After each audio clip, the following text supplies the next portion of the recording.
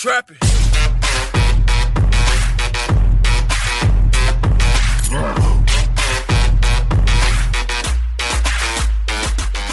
Hey, what's up, people? Welcome back to the Boys podcast. I'm Jigger, and I'm here with Kirby. Yep. And this is a monumental episode. This is episode 60. Oh yeah! Wow. I was about to give like a crying cheer, but then like the realization hit me like fucking wow. It's crazy, I know. It's hard to believe. You know what else is crazy? How 9/11 was planned. Yes. I'm just saying, $10 trillion were mishapped on September 10th. Oh, God. But, yeah, as you guys know, we take the first 5 minutes to talk about whatever, the last 5 minutes to talk about whatever, then we get into the topic for this week. And I forgot to say this last week, I hope you guys had, for those of you that are in school, I hope you, including me and a lot of people, hope you guys had a great spring break. I know probably a lot of people's spring break was like a week or so ago, but mine was this week, so I guess that's why I'm saying that now, because mine was this week. Damn, this entire week I'm gonna call you then. Oh, God, okay. It's just gonna be like 1 o'clock my time, 3 o'clock your time. It's like, pick up, motherfucker, I know it's not today. Oh, man, but yeah, so, yeah, but a little bit going on with myself, I guess, since I don't really have anything to talk about other than, you know, but, I can make us things to talk about. What? Like America's support on ISIS. Oh, man, but, Is it ISIS? No, where? Oh, no, Israel. Yeah.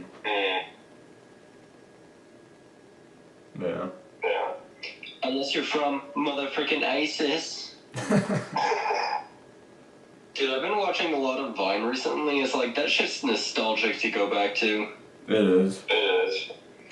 Bro, I'm just sitting here and all of a sudden I just hear like fucking, they got helmets on their head. I got one of those. I was like, man, this took me back to 2016. Yeah. That was the year it died, didn't it? Yeah, I believe so. It was 2016, 2015 that it died. I'm sure it was 2016, because it was, like, everywhere. Yeah, because I remember... It's weird, I can hear myself on your end. Your what? I can hear myself on your end. What? I can hear myself on your end. Yeah, what? That's weird. Yeah. Can you still hear yourself? Not sure. I can hear myself now. It's like a 1.5 second delay. Oof. Almost like I'm copying myself. Hello. Balls. This one's hot.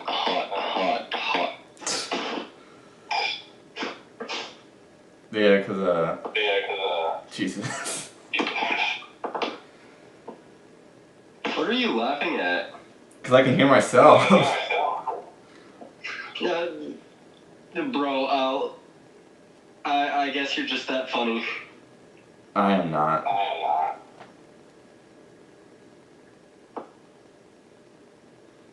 I know I do comedy, but it doesn't make me funny.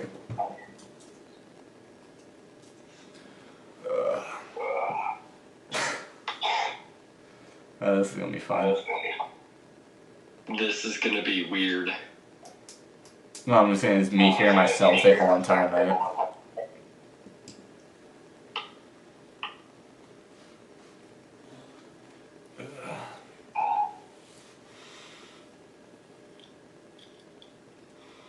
What was I saying? I can't get over my freaking hearing myself. It's like I can't talk.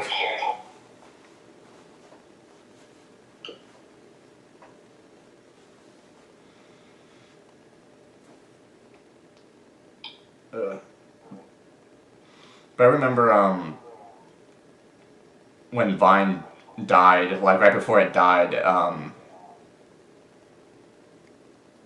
I think I was like I think I even downloaded Vine, and I was like full on trying to make my own vines. But like I did that like almost like right before, right after it died. I was like, damn.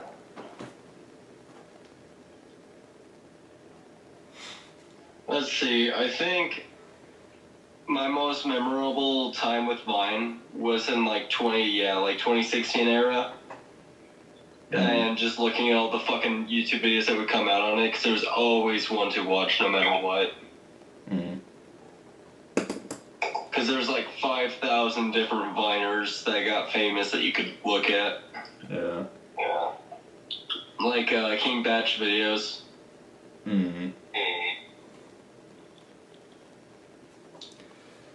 I don't know, and then TikTok immediately replaced Vine once TikTok got around, and they're thinking the United States is gonna ban TikTok apparently.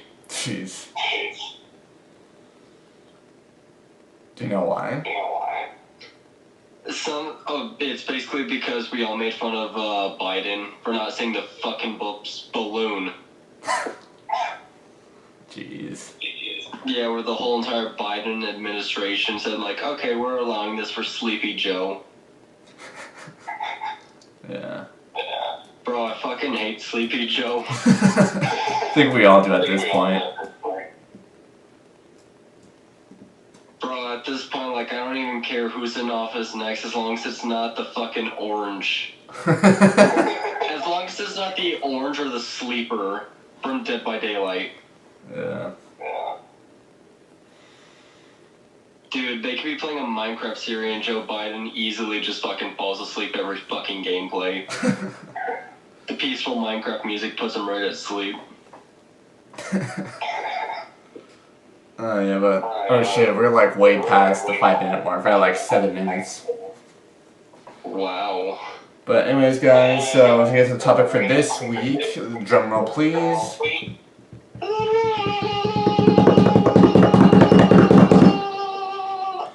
Topic for this week is World War I. Let's go. Yep. I know exactly what we could watch on it. Oh god. Battlefield 1. Oh. Yeah. The fucking video game. Yeah, that's true. Where you could search up, what is it? World War... Nah, what is it? Battlefield 1, World War 1 moments. I'm just doing what we should do. I'm going to go on Google and put World War 1. Fun fact about World War 1, the average lifespan for a pilot was 17 days. Really? Yeah. Pilots were constantly shut down during this time that, like, the average lifespan for any pilot was 14 days. Jeez. That was the average lifespan, at least. Alright, so on about World War One here on Wikipedia, according to Wikipedia, is World War One, or the First World War, often abbreviated as World War One, was one of the deadliest global conflicts in history. It was fought between two collisions, the Allies and the Central Powers. Fighting occurred throughout Europe, the Middle East, Africa, the Pacific, and parts of Asia.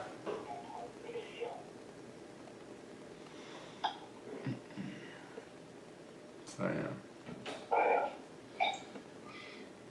Let's see, World War One is like a very glanced over topic from World War Two, because World War Two took like a lot of the big cakes, I guess, in history. But at the same time, it makes sense because World War II was mass producing so much shit for like such a very unsturdy wartime. Yeah. Oh yeah, another fun fact is that if you find a ship from World War II, you could get millions of dollars from the government for putting your tag on it. because they're one of the only metals in the world that haven't been contaminated by radiation. Yeah. So they're worth a fuck ton. Yeah.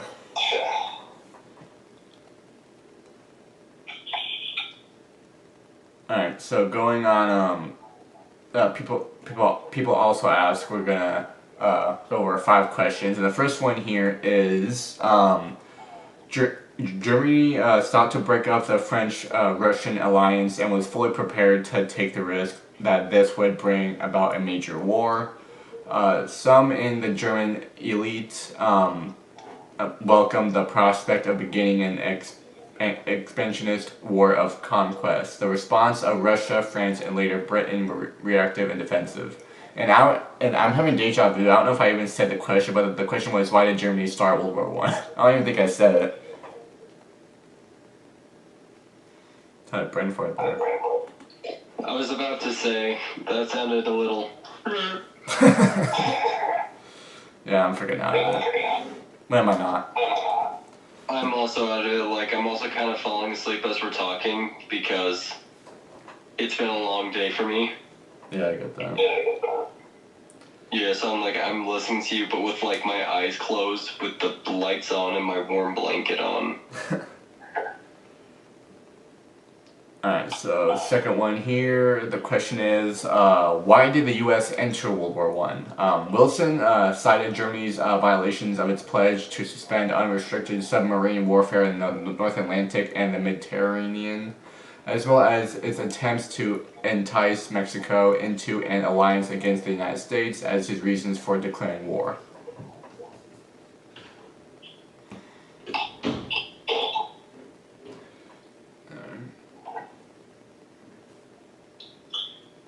Yeah, then after World War I, it was the League of Nations, I believe, became a thing.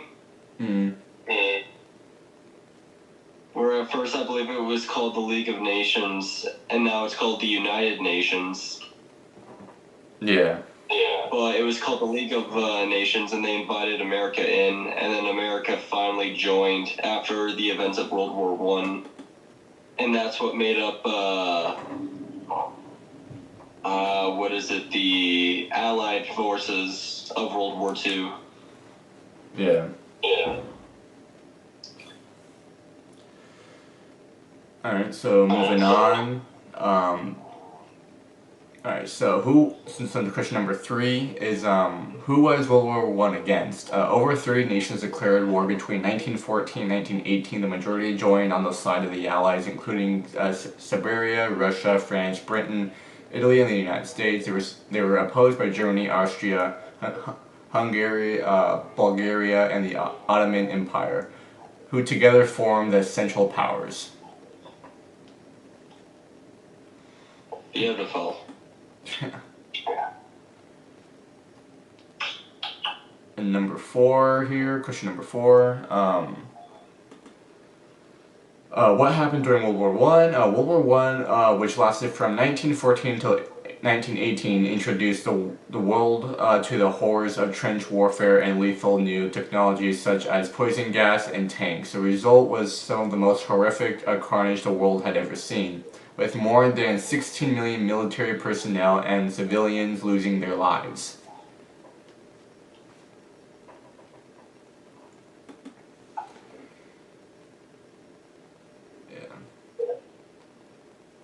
And then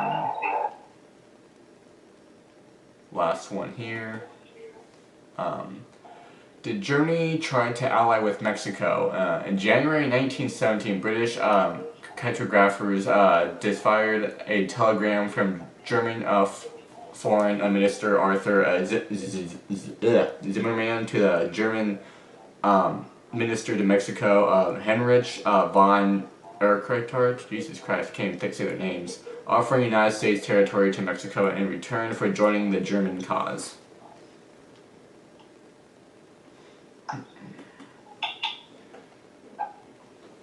And that's all 5 of those questions. Interesting. I think, in all honesty, the part of World War One that made it at least a little more memorable was it was the first ever inventions of huge war machines brought out by humanity.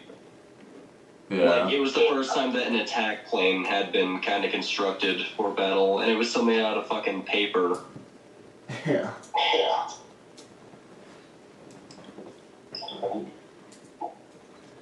Imagine that, something made out of wood and paper flying and being able to do mass destruction on a global scale. And because World War One started because some gangbangers killed a random president. Yeah. No, I think that's a story where it's like one of the people who got assassinated wasn't even assassinated. He was what was it? He was just like a random president that wanted to get donuts, and when he got donuts, he got mugged and killed outside of the donut shop. So if you just never got donuts, then World War One never would have been started. Yeah. That's some interesting content here for tonight. Yeah, it's after every sentence you say, I'll just bring up a fun fact. One that we can watch is World War One, how World War One started. Crash Course World History. That's about 9 minutes. 6.1 million views. There's World War One footage from posted 12 years ago with 1.8 million views. It says footage from World War One, January 1916. So like 2 years after it already started.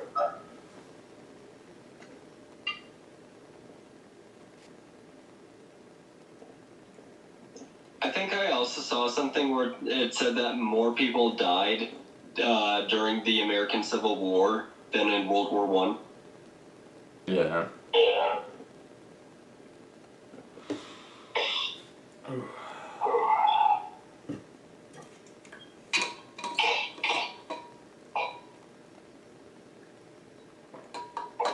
Oh, load.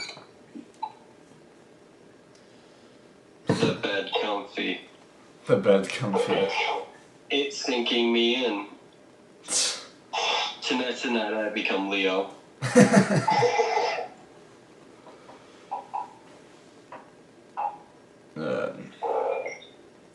Well, we got like 43 minutes left. Let's see. You could look up some of the guns used in World War One, or you could also look up some of the war machines that they used if you want to do a YouTube video. Mm-hmm.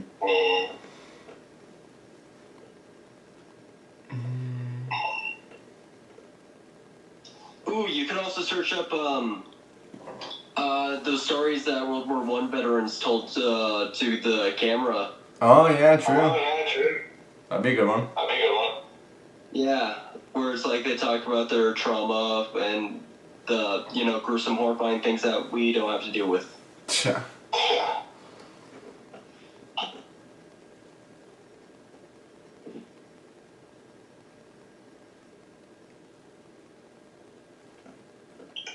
Wasn't your grandpa a Vietnam veteran?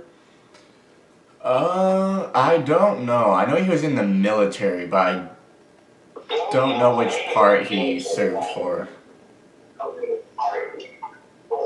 But you don't know if he was in during like Korean War or Vietnam? Oh no, I don't think so. Cause I'm trying to think. Cause my grandpa was born in 45. And so by the time he was already in the military, it would have been the 1960s, probably. So.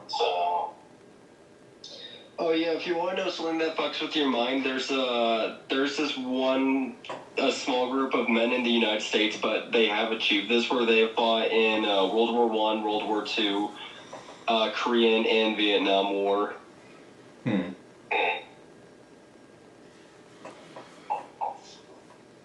Oh, if you want to get some real downright devious, during World War One, there were some old military people who served during the Civil War and World War One.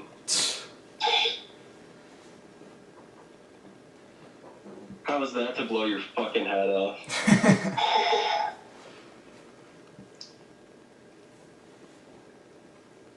Alright, but now I think we'll just get into our first screen recording on how World War One started.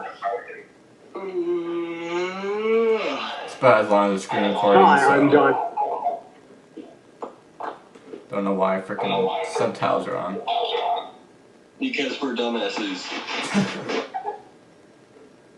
Alright, let's see.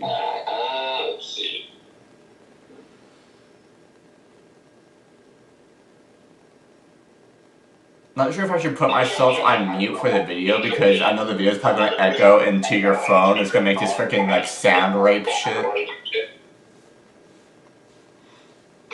I kind of hear what you're saying, but you kind of lagged for me at the same time. I guess we'll just do it. Cause, yeah. Yeah.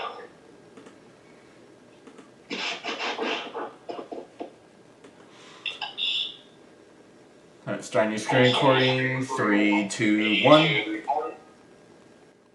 There we go. Alright, just get right into it. Hi, I'm John Green. This is Crash Course World History, and today we're going to talk about World War I. We actually have 2 videos about World War I. Today we're going to talk about how World War I happened. Next week we're going to talk about why. World War I is a really big deal, especially to those of us who are really interested in like industrialization and nation states and modernity, so usually we don't talk that much about wars, but we're going to make an exception. Mr. Green, exception to the Mongoltage. Yeah, no, me from the past. We don't roll the Mongoltage every time we use the word exception. We roll it when we're talking about how the Mongols are an exception to a lot of our assumptions about civilizations. Stan, no, there are no Mongols today. We are talking about World War I.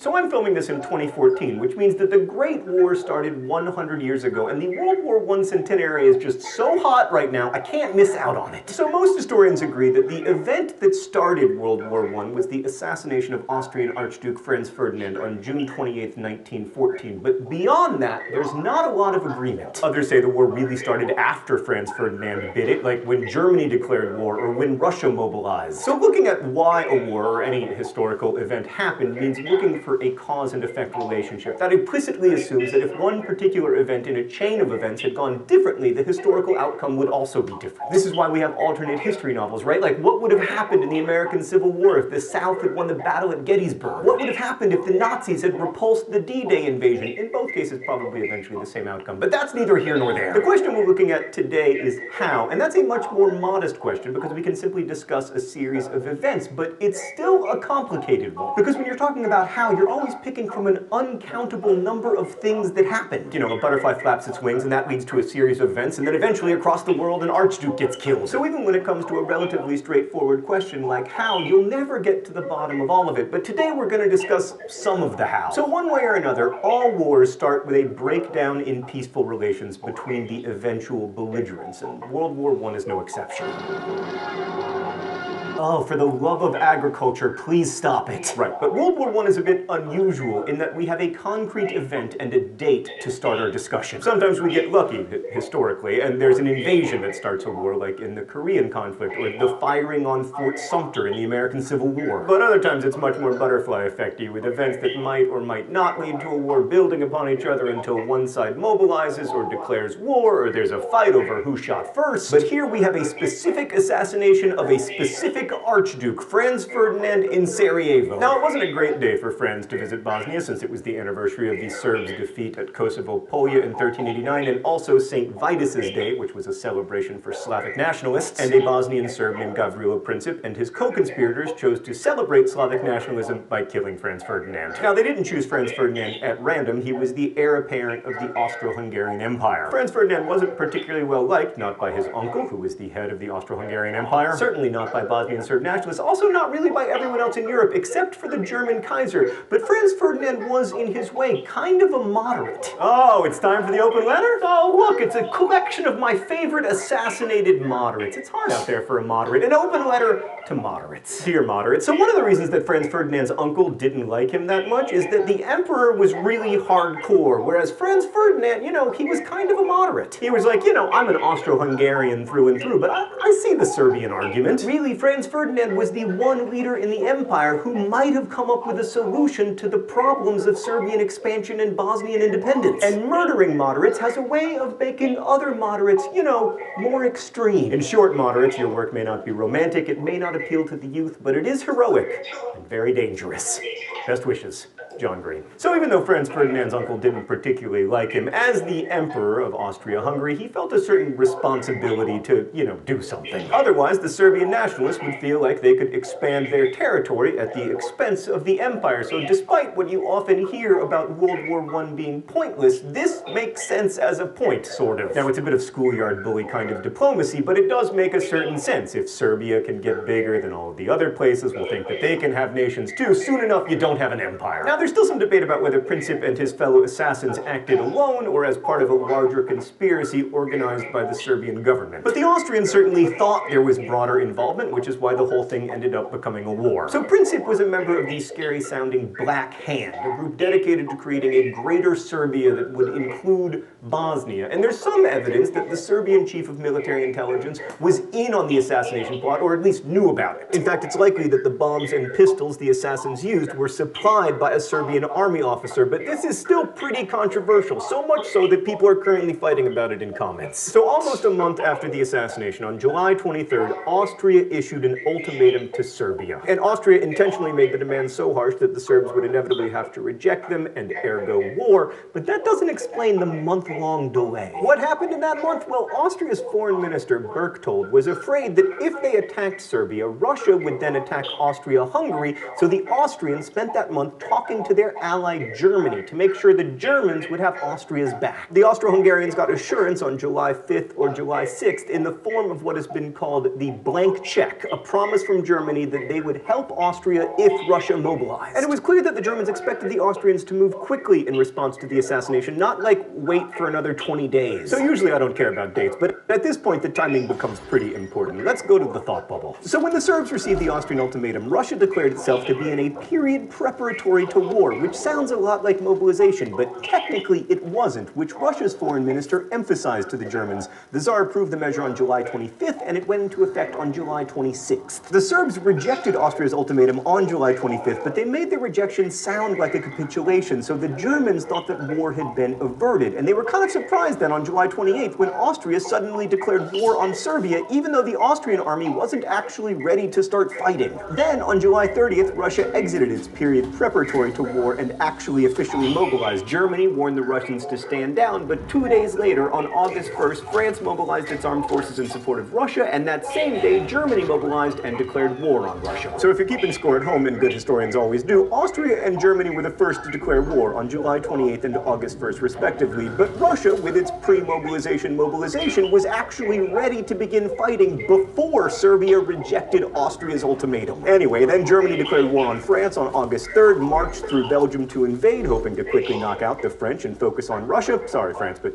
you know, Russia's a big deal, and you know. German troops crossed Belgium's border on August 4th, and the British issued an ultimatum to the Germans, telling them to get out of Belgium or else. Germany chose or else, and Britain declared war. So by August 4th, 1914, all the major powers involved in World War I were officially at war with each other. Thanks, Thought Bubble. Now, I know there were a lot of other powers that would get involved later, including the United States and Japan and the Ottoman Empire, even Italy. But for the nations who did most of the actual fighting, Germany, Austria-Hungary, Russia, Serbia, France, Great Britain, the war happened both very quickly and very slowly. Now, looking back, it all happened almost at once, but if you're in the middle of it, a month is a long time. And at any point, someone, like, say, the Archduke Franz Ferdinand, could have come in and said, wait a second. Well, I guess not anyone, because he was dead. But that's how an act of terrorism in a Bosnian city turned into the first major European war of the 20th century, a war that still resonates today. Now, the Austrians and the Serbs probably both imagined that the war could stay localized to the Balkans, especially since there had been previous conflicts in the region that hadn't blown up into a world war. You know, like in 1908, and 1912, and 1913. We'll get into what made 1914 different next week. The whys, of course, will always be very complicated, but for now, please remember that we are always in the middle of a how. Those living in June and July of 1914 could never have imagined how significant that month would be for human history. And when thinking about them, it's worth remembering that we also can't imagine what our decisions today will mean in 100 years. Thanks for watching. I'll see you next week. Crash Course is filmed here in the Chad and Stacy Emigholt studio in Indianapolis, and it's made possible by all of our Subbable subscribers, also by all of these nice people who actually make it. But Subbable is a voluntary subscription service that allows you to support Crash Course directly so that we can keep it free for everyone forever. Thank you to all of our Subbable subscribers and to everyone who watches the show. As we say in my hometown, don't forget to be awesome. Don't forget to be awesome.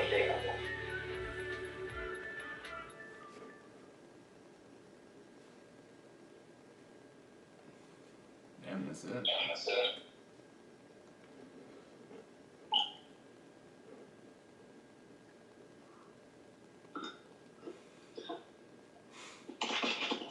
Check out the comments.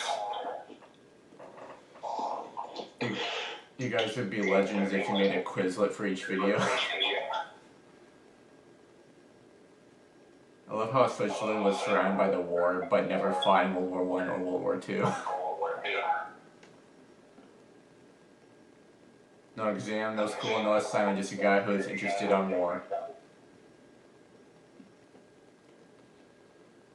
When World War I ends, most of the countries finally peace. Some German boy that got rejected in art school, peace was never an option. Man. In which John Green teaches you about World War I and how it got started. Crash Course doesn't usually talk much about dates, but the way that things unfolded in July and August of 1914 are kind of important to understanding the Great War. You'll learn about Franz Ferdinand Purcell the Black Hand and why the Siberian nationalists wanted to kill the popular Archduke. You'll also learn who mobilized first, who exactly started the war, sort of. Actually, there's no good answer to who started the war, but we give it a shot anyway.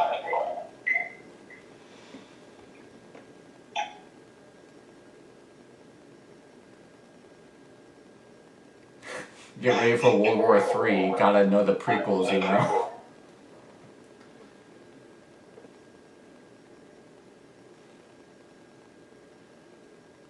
I can't be the only one watching this for a history exam.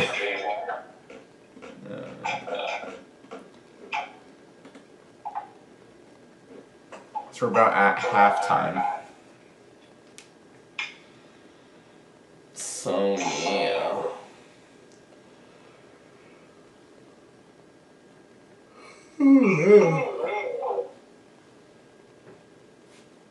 I don't want to get like too into the next screen recording so soon, but I also don't know what else to talk about in the meantime.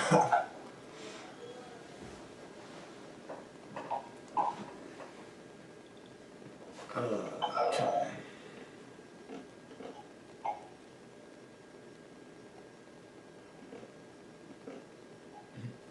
Let's see here.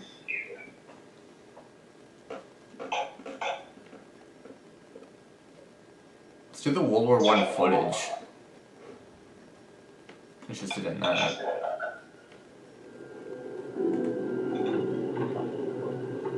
January 1960. I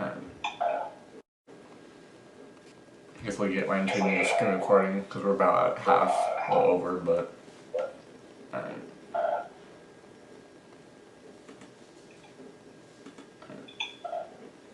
Jesus.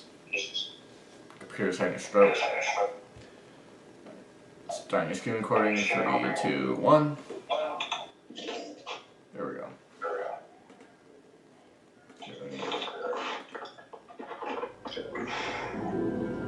Of the war. On the Western Front, the Germans were preparing a new offensive. Its code name was Gericht, judgment. An offensive needs supplies. This was just one of 10 new railway lines that the Germans were edging forward, sleeper by sleeper, rail by rail, scalpels cutting into the heart of France. A few miles away to the west, 10 miles behind the French line, lay their objective, Verdun. Verdun was the great fortress whose name had for centuries not ceased to haunt Germanic imaginations. It was the great advanced citadel of France, the principal bastion of her eastern frontier, whose fall, resounding throughout Europe, would efface forever the victories of the Marne and the Isère. And in 1914, before the Battle of the Marne, it had stood like a rock against German assault. Had it fallen, Paris, even the war, might have been lost. It was the hinge and pivot of the whole Allied line, jutting like a huge elbow into the German positions. On the map, Verdun's defenses looked formidable. Between the town and the front line, 10 miles to the north, were a ring of forts, some 20 large and 40 small ones. Strongest of them all, cornerstone of the whole system, was Dollywise. Forts like these had been built to be impregnable. In fact, Verdun was one of the weakest points in the whole Allied line. In the previous summer, French General Headquarters had begun to strip the forts of their guns. By now, January 1916, over 200 guns had been removed from the forts for mobile use elsewhere, together with a vast amount of ammunition. There is no evidence that the Germans knew how weak the forts were. Their decision to attack Verdun was taken for quite different reasons, and it was taken by one man, Generalleutnant Erich von Falkenhayn, chief of the German General Staff. In December 1915, he had written to the Kaiser, The strain in France has about reached breaking point. A mass breakthrough, which is in any case beyond our means, is unnecessary. Within our reach, there are objectives, for the attention of which the French General Staff would be compelled to throw in every man they have. If they do so, the forces of France will bleed to death. Falkenhayn's directive to the staff of the German Fifth Army spoke only of an offensive in the direction of Verdun. There was no mention of capturing the city. But the Crown Prince William, the Kaiser's eldest son, who commanded the Fifth Army, had other ideas. The objective is to capture the fortress of Verdun by precipitate methods. It was this discrepancy in interpretation which was to cost Germany dear. 140,000 men were assembling for the attack. Entire villages behind the lines were evacuated to make room for them. Most impressive of all were the guns that were to do the bleeding white. The guns came from as far away as Russia and the Balkans. Siege mortars, naval guns, quick-firing guns, field guns, mine throwers, 1,200 guns in all. And to supply this fearsome armory, 1,300 munition trains, 2.5 million shells.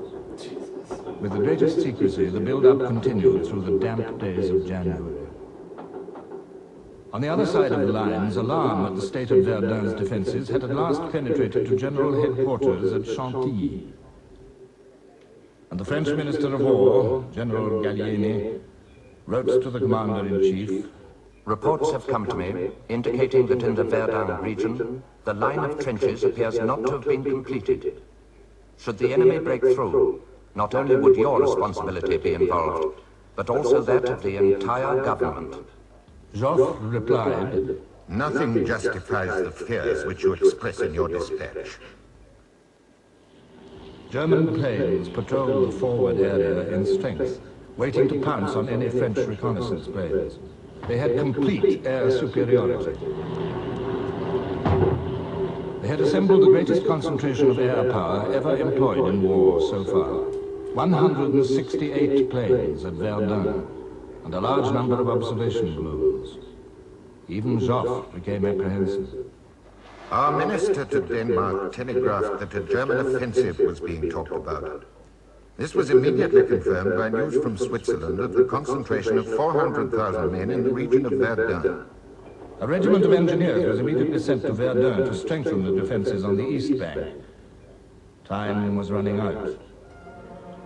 German deserters were crossing the lines in ever-increasing numbers with stories that all leave had been cancelled, that something terrible was about to happen. Men, and still more men, marching towards Verdun. They were old hands, these men. Old hands of 25 or 30, many already wounded in action, toughened by 2 years of war. Westphalians from Münster, Düsseldorf, and the Ruhr. Men from Hesse, descendants of those who had fought as mercenaries against Napoleon and for him. Brandenburgers from Berlin, one of the elite units of the German army. 3 of the crack army corps of the German army, 72 battalions.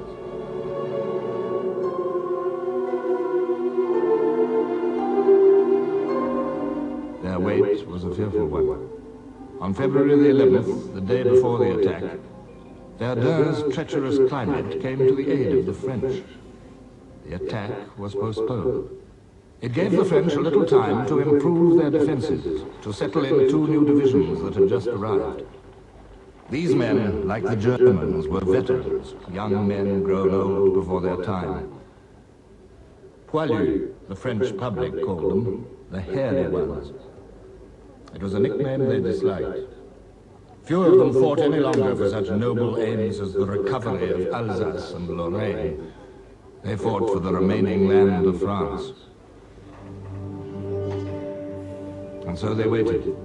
34 battalions of them, 30,000 men. Ill-prepared, outnumbered by over 2 to 1, and by much more in guns. The hour is near. In our wood, the front trenches will be taken in the first minutes. My poor battalion, spared until now.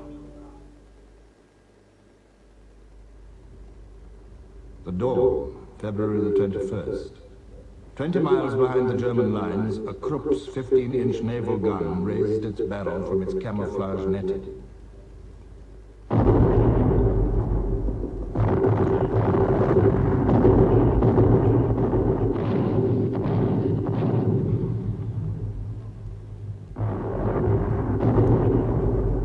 For 3 hours, the German heavy guns ranged on Verdun itself. At 7 in the morning, the bombardment switched to the French lines. 1 heavy battery to every 150 yards of trench, and to the roads leading up. Gun after gun joined in, 1,000 in all firing onto 6 miles of the French front. To the French, cowering in the woods of the East Bank, the air seemed solid with whirling fragments. The shells appear like great ghosts, axing the trunks, mangling the branches into hanging shreds.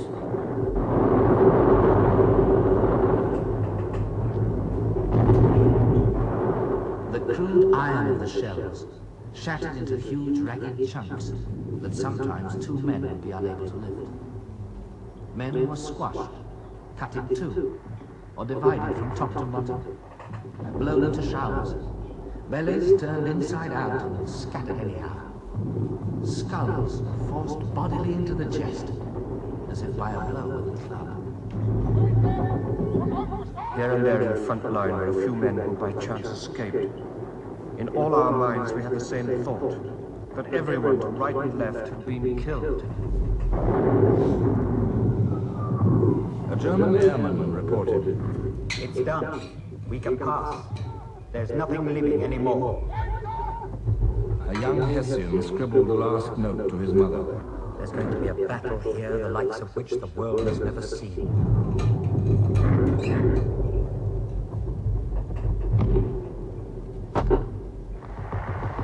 The Germans had 8 miles to go. Their fighting patrols slipped forward like a dentist's probe. And that's it of that.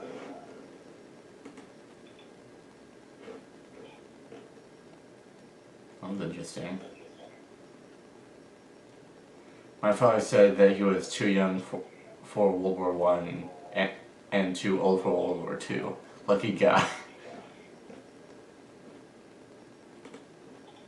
To anyone curious about the soldier at 728 is writing, why lie? we go, we attack. We know our objective is getting killed. And I got the chills reading what he was writing.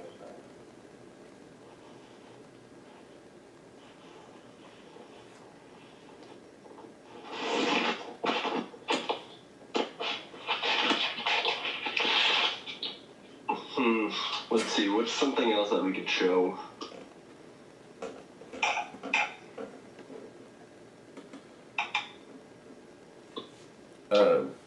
Real quick, guys, I gotta use the bathroom, so I'll let Kirby take over for a second.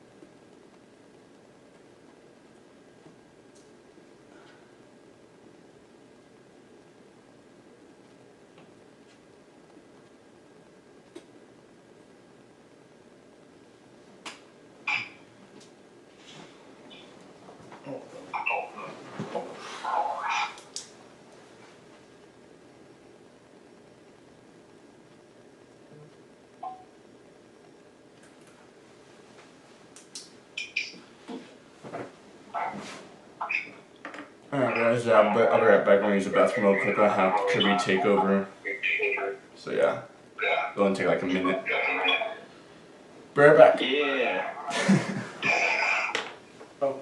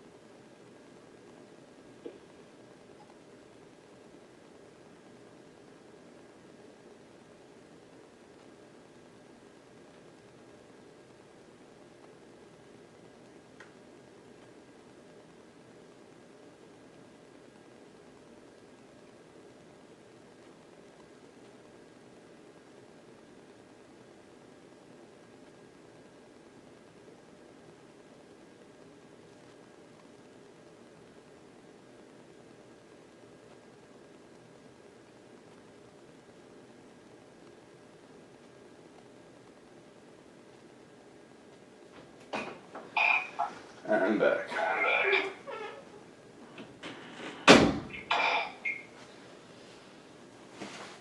Let's see, we got about 13 minutes left.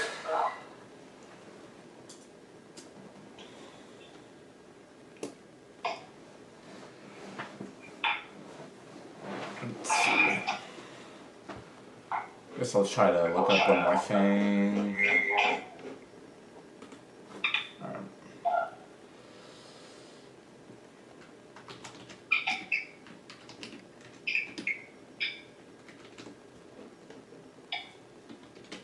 Survivors.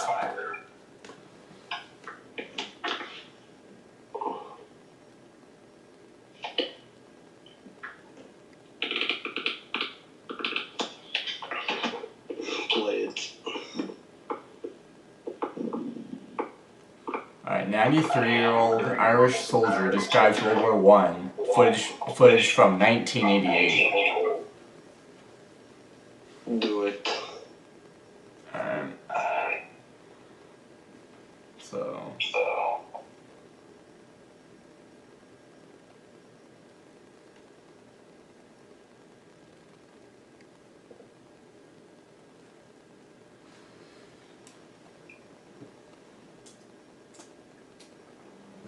Alright guys, this will be the last thing that we show for the podcast, and then we'll do the outro and send it off, so. How come?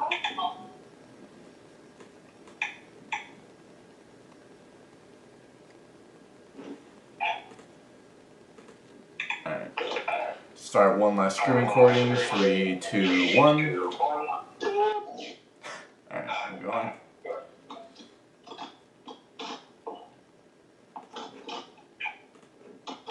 Hey, dude, I work Second ward, the other ward.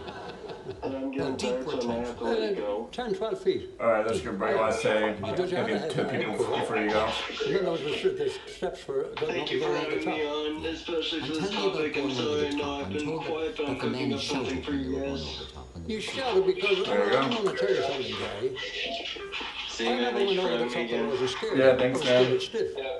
And everyone shouted because more or less we were Alright, all love you. Take care. And you, you shouted because See it ya. couldn't help you. See? And you shouted all the way until you got into action. And they were shooting at you all the time. Oh, They were yeah. So shooting the at you. shells were bursting, the bullets were flying, you hear the whine of the bullets and the burst of the shell and all that kind of thing. And how bad was it? Tell me about the wet and the smell. Okay, I am an old contemptible, as you know. I'm the only one in Ireland. The 1940, let me say this much, Gay. I think myself, it's my opinion, that the British Army that went overseas in August 1914 was up till then the finest army the world has ever seen. Surely we proved it in 1914 and the winter of 1914-15. Huh? We weren't living actually in the sense of the word. It was just punishment. Can you imagine yourself standing out there in all kind of weather, hail, rain, frost and snow? Any bit of food you got, you ate to go, mind you, that's another thing. If you had a bit of food you were saving for a rainy day, the only safe place for it was in your stomach. There's the rats that find it no matter where you put them. What with the lice eating the flesh off the live ones and the rats scourging themselves on the bodies of the dead, it was a lovely, real happy time, wasn't it? And how far away would the bodies of the dead be from where? They'd been all around you. You see, as the lads got killed, you couldn't bury them right away because if you tried to try and bury them right away, that was an easy target for the jerries and you'd finish up one of them. So you had to wait until the proper time when you had the real chance of saving your life to bury them. And meanwhile, they lay there. They lay there for weeks sometime. Don't know, it could be a friend of yours, it could be a relative of yours, the rat scourging them. And you standing there looking at them through a loophole, standing on the fire step. I tell you, it was just sheer punishment. There's a lot of people don't know it, but we went hungry in the early days, the early days trench warfare. Yeah. Now, of course, from Mons onto the Somme, onto the Yane, it was all open warfare. See? But you went hungry in the trenches. We went hungry. Now, it wasn't through any fault of our supply columns. I'll tell you how it happened. If, in the evening time, the shelling wasn't too heavy, we could hear the transport behind the German lines, you know, moving around and coming up with the supplies for the trenches and the rations for the lads, see? And of course they could hear ours. Well, it seemed to be that it was a signal for the artillery on both sides to open up and blow them off the roads. Too damned often they were successful, with the result at 9 or 10 o'clock at night, the word had come along, sorry lads, no rations tonight, transport couldn't get through. Well, I think that actually died away by mutual consent. Because if the lads in the trenches couldn't get food and they couldn't get the munition and supplies they wanted, what was going to happen?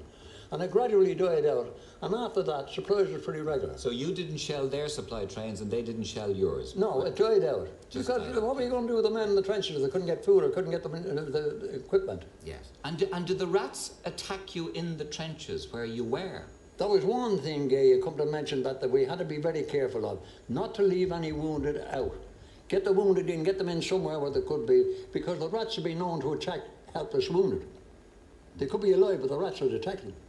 As a matter of fact, there was one night, we were out of the line at the time, and we were in an old loft. And a young lad I knew very well, he was lying alongside me this night sleeping. He woke up and he was shouting, he'd been bit. Well, we lit a bit of candle, and right enough, a rat had taken a piece out of his cheek. So we put a force field dressing on, and on the time we seen the doctor. Now it just shows you how poisonous they were. In 2 days' time, that young lad was dead, and his head and neck and that had swelled up and gone black. So it just shows you the poison in the rat bite. I often wondered how many Tommies really got killed by rat bite. Because there were millions. There were millions. Now, that's something I'd like to tell you, Kay. I got gassed And my brother got killed the same day on the Somme, up in Marlincourt on the Somme. Well, I think I went grey-haired overnight, worrying would I be permanently blind. I'll tell you how I got gas in the first instance. We were on a working party this day, see, bringing stuff up to the line of that, and Jerry twigged us, and he put over a shell barge. Now, there was no gas around. I had my gas mask on my right shoulder, and the gas mask was down here on my left hip. And during the barge, I got a smack in the hip. It was a real hard one because it knocked me into a trench hole about 6 feet away. But right away, I had my pants down to see where I was wounded. But I wasn't wounded, no blood or anything like that, see? Never gave it a thought. Carried on that day. Now, that night, there was a bunch of us in an old, disused German gun emplacement. Because we drilled the Germans back, you see. And an officer came along. He said, hey, lads, he said, there's 10 or 12 men out there. He said, wounded. Go out and bring them in. So, of course, right away, we went out to get the wounded in. Now, when we went out, Jerry put over gas shells. Of course, as soon as you sniffed the gas, everyone shouted, put on your gas mask, lads. Well, I put on my gas mask and that kind of thing, the same as everybody would. And I hadn't it on, about 2 minutes. And I began to get sick into my gas mask, you know. And my ears began to pain me. I began to find it difficult to breathe. So I rather pull the plastic thing off or suffocate. So I pulled it off, of course, scattered around for a while and went down. Luckily, a lad came along just as I went down, and he said, where are you hit, mate? So I said, I'm not hit, I said, I'm gassed. And as he bent down to help me, he said, no wonder you're gassed, mate. He said, there's a big piece of German shell in the metal container of your gas mask. That's what hit me early on the day. That's what hit you. So, of course, God, I never felt so bad. Oh, my eyes, my throat, everything like that. Well, anyway, another lad came along. Between them, they took me down to the casualty clearance station. It was only just a little way down the reserve trenches. Now, I remember the medical officer coming on there and taking my particulars from my identity disc. But I must have been unconscious for a long time because I don't remember anything else until I was in the 2nd Canadian General Hospital down at Leith Freeport. That was right down on the coast. And I said, where am I? And somebody said, you're in the 2nd Canadian General Hospital at Leith Freeport, see? Well, I must have been unconscious all that time. And it took days for me to come to the front line right down there. Well, anyway, there was a medical officer came to see me, so he said, how long have you been out here? So I said, since August 1914, sir. So he said, where do you come from? So I said, Marlincourt on the Somme. No, he said, I don't mean where you come, where's your home? I said, my parents live in Dublin. Well, I remember nothing after that. But I was getting shaken around a bit, and I asked where I was, and a man's voice said, you're at the North Wall in Dublin. Well, now I'd come all the way from the 2nd Canadian General and been put on a Red Cross convoy and all that to Dublin. So I must have been unconscious all that time. Until you got back to Dublin. But anyway, I finished up in a hospital in Dublin Castle. It was a private hospital. And looking back at it now, Jack, it was all senseless, wasn't it? Or do you think it was senseless? What's your attitude to it now? Well, my attitude to it now, now how is this for loyalty? In 1915, when things began to get good, you know, we were getting reinforcements out and things like that, you see, those of us who had been out for months got a 7 days leave. That was 7 days leave from the time we left the trenches until we returned to the trenches. Now, how is this for loyalty? Of all the lads in the unit, they got that 7 days leave. I was one of them. Every one of them was back within the 7 days. There wasn't one deserted, although they had every opportunity to desert. That's loyalty. To your pals. That's right, loyalty to your oath. To your oath. And to your pals. And you never thought of deserting or anything like that, or making a run for it? Never entered my head, and I don't suppose it entered anybody else's head. And do you ever think now of the Germans that you shot, Jack? Is that what? Do you ever think of the Germans you shot now? No, certainly not. What do you think? He was dead. Kill or be killed. You kill them or they kill you, one or the other. What the hell? It was just a game. War is war, gay. You kill or be killed. No, you've no remorse for anything like that. You were just in it up to your ears and that was it? You were just doing what you took the oath to do. Without favour or affection, malice or ill will. Huh? nothing personal. Oh, boy, no, nothing.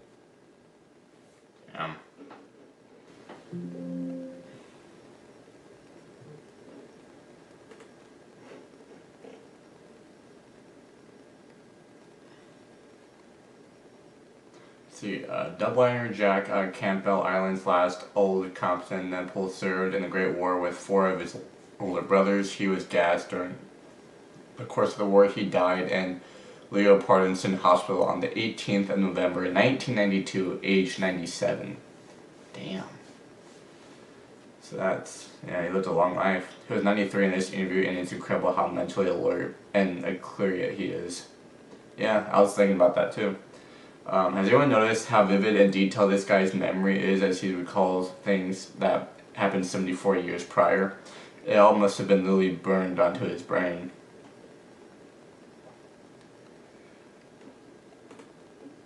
Okay, war is war, you kill or be killed. This gentleman summed up the hells of war perfectly, because across all generations war is terrible, no ifs and or buts. I'm so happy and glad that there is a record straight from the mouth of someone who served over a century ago, lived and in the flesh, so that way we can all hear it.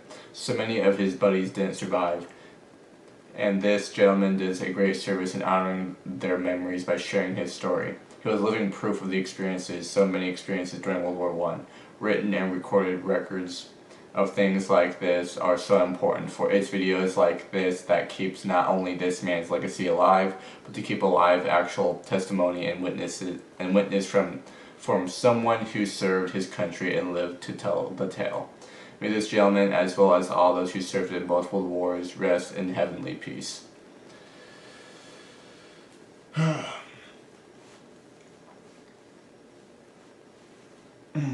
Anyways, guys, I think that's a good way to wrap up the podcast. So I hope you guys enjoyed. Be sure to like, comment, and subscribe. I know it was more of a laid-back episode. It was just me and Kirby this week, but as long as it's like 2 of us here, we're still able to get at least a fresh, decent episode in for you guys. So anyways, guys, if you guys enjoyed, be sure to like, comment, and subscribe. Hope you guys had a good spring break. Spring is here. Woo! And then summer's around the corner. And yeah, so hope you guys enjoyed. Make sure to like, comment, and subscribe. And as always, I forget to say, if you guys aren't already, make sure to subscribe to the podcast. Stay tuned for a weekly episode that starts with of the podcast every Saturday, because it starts with the Boys Podcast. If you haven't already, hit the link in the description. Subscribe to my main channel. We're at 206 subscribers. Give me to 300 subscribers by the end of 2023. Let's go. And if you guys don't know, I make a whole bunch of content over there. I put podcast highlights over there as well, and whatnot. And I make gaming content. I'm just making all sorts of content over there. So make sure you go check that out if you haven't already. And I appreciate it. And I appreciate you guys. So you guys take it easy. I love y'all. And you should like, comment, and subscribe. And as always, we'll see you guys next week. Deuces. Love y'all. Be well. Take care. Peace out. Love ya.